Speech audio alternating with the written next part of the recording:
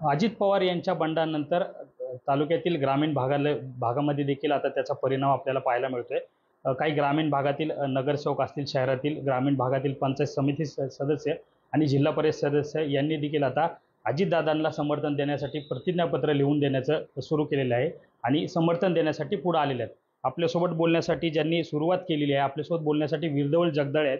काय सांगाल, कशा पद्धतीने प्रतिसाद आहे? दौंड तालुक्यामधनं अजितदादांनी जी राजकीय युती केलेली आहे त्या राजकीय युतीला प्रचंड असा पाठिंबा या ठिकाणी प्राप्त झालेला आहे.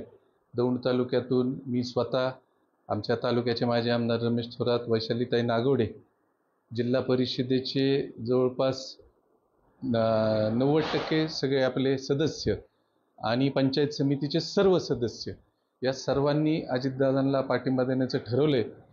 त्याचबरोबर पक्षाचे तालुक्यातले जे पदाधिकारी आहेत, ज्यांनी पक्षाचं काम वर्षानुवर्ष केलेलं आहे, असं या सर्वांनी निर्णय घेतलेला आहे की दादांना पाठिंबा द्यायच्यासाठी त्यांच्या समर्थनात आपण या ठिकाणी सर्व नोटराईज पद्धतीने आपण प्रतिज्ञापत्र लिहून देण्याचं काम या ठिकाणी चालू केलेलं आहे. जिल्ह्याचे अध्यक्ष प्रदीप गारटकर यांच्या नेतृत्वाखाली काम करत असताना बहुतेक सर्व पदाधिकाऱ्यांनी या ठिकाणी प्रतिज्ञापत्र आपल्याला दिलेले आहेत. कोणत्या मुद्द्यावर हे सगळे प्रतिज्ञापत्र घेतले जात आहेत आणि अजितदादांपर्यंत हा निरोप जाणार आहे का? अजितदादांपर्यंत निरोप जाणार म्हणजे मुद्दा असा आहे की राष्ट्रवादी काँग्रेस पक्षाचे जेवढे पदाधिकारी होते आणि आहेत अशा सर्व लोकांचं हे प्रतिज्ञापत्र आहे किंवा राष्ट्रवादी काँग्रेस पार्टी बहुसंख्य ही दादांच्या मागेच आहे आणि त्याच्यासाठीच हा सगळं समर्थनार्थ हे आपण प्रतिज्ञापत्र देतोय.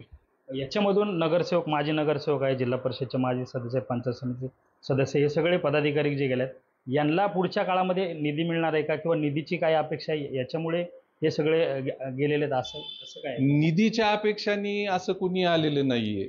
राष्ट्रवादी काँग्रेस पार्टीचं काम करत असताना गेले अनेक वर्ष अजितदादांनी या तालुक्यात, जिल्ह्यात आणि राज्यात एक कामाचा ठसा उमटवलेला आहे आणि कामाचा उरक पाहून आणि येणाऱ्या भविष्य काळामध्ये जी कामं त्यांच्याकडनं अपेक्षित ते होतील हा सगळा अंदाज घेऊन हे समर्थन दादांना या ठिकाणी मिळत आहेत.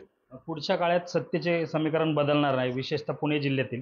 याच्यामध्ये पुढची रणनीती काय असणार आहे? कारण सुप्रिया सुळेंचा एक गट असू शकतो आणि अजित पवार यांचा वेगळा गट.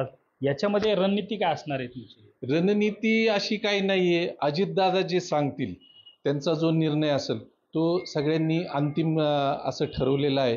आणि राहिला विषय येणाऱ्या पुढच्या काळात ज्या निवडणुका आहेत त्या निवडणुकीमध्ये सुद्धा राष्ट्रवादी काँग्रेस पक्ष एकसंघ राहील आणि अशी अपेक्षा व्यक्त करतो की पुढे जाऊन हे सर्व म्हणजे जे काय या ठिकाणी दुभंगलेलं आहे असं ते सगळे एकत्र येतील अशी अपेक्षा व्यक्त करतो.